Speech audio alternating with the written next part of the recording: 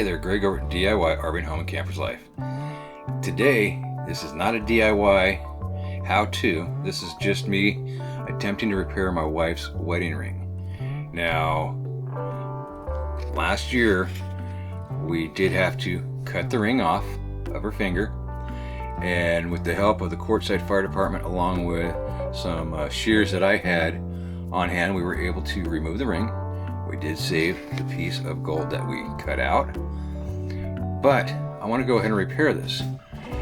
Yes, we can take it somewhere and have them repair it, but we have started doing some stuff with jewelry, making jewelry. Yes, it's just in the copper wire wrapping stages right now, but I've done a lot of research, and I'm going to go ahead and do my best to do this repair. I'm going to bring you along on the journey. Of course, I don't have the camera set up on a tripod, so I'll have to bring you in and out. But here's what we've got. We've got my wife's ring, of course, with that piece of gold there, which we are actually going to set aside. I have a ring that was my grandfather's. I've had it for many years.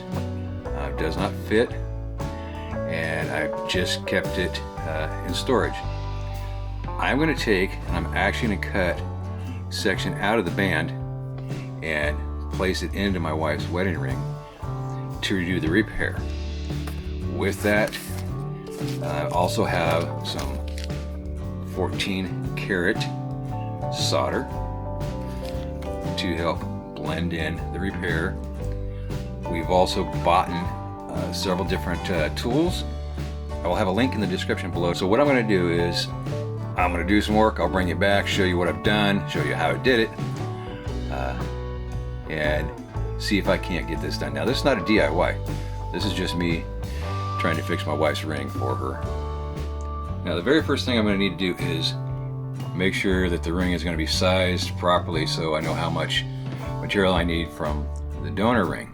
Right now we're at a 7. I'm going to go ahead and take it up to about 8 3/4 on the ring size, and that hopefully, when it's all said and done, after I get all the work done, it's going to be within the 8.5 to 8 3/4 size of the ring. First thing I did was went ahead and annealed the ring, heated it up, very slight glow red, quenched it, and then put it on my ring mandrel, worked it, and like I said, I wanted to get it to approximately 8 3/4, which is where I've got it. Now I can go ahead and figure out how much material I'm going to need after I clean these edges up and get them nice and square. So that's the next process, is squaring up the edges. Alright, so I went ahead and cleaned up the edges of the band with a file, true them up and get them flat, and now I can get a size on the donor ring. That's somewhere. Oh, here it is. And of course, I'm going to take a little extra off the ring when I cut it. That way I can work to fine-tune to fit it into the missing portion of the ring.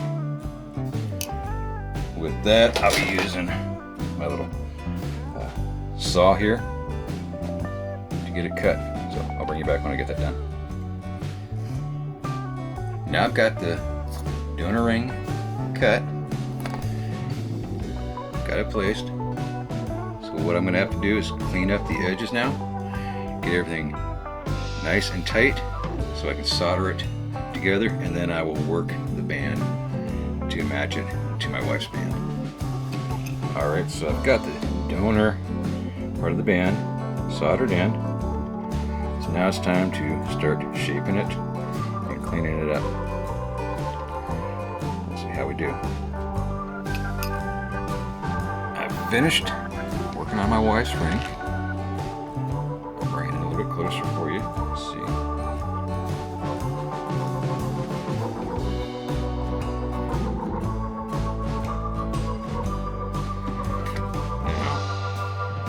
I'm not saying it's perfect.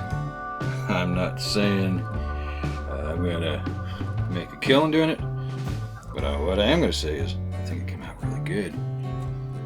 for a first time ever doing it. Anyways, if you liked the video, please hit the like button, subscribe, and share. And until the next time, happy camping.